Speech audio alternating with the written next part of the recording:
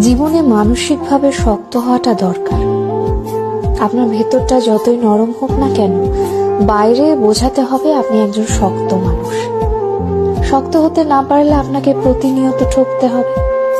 নিজের ভেতর আত্মসম্মান বোধ, ইগো কিংবা মূল্যবোধ থাকা উচিত। খেয়াল করলে দেখবেন যারা ঠকে যায় তারা বরাবরই নরম মনের মানুষ। শক্ত মনের কাউকে মানুষ ঠকাতে পারে না। সবকিছু রিভেঞ্জ অফ নেচার অর্থাৎ প্রকৃতির প্রতিশোধের উপর ছেড়ে দিতে নেই। কিছু বিষয়ে আপনার নিজেরও প্রতিশোধ নেওয়ার দরকার আছে।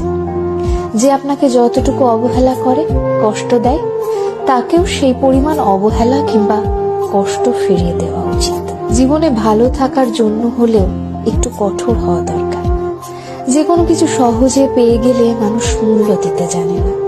মানুষ হিসেবে আপনি সহজ হতে পারেন, তবে সস্তা কিংবা সহজলভ্য হতে যাবেন না। যে আপনাকে যতটুকু দেবে তাকে ততটুকুই ফিরিয়ে দিতে শিখুন, হোক সেটা আঘাত কিংবা ভালোবাসা।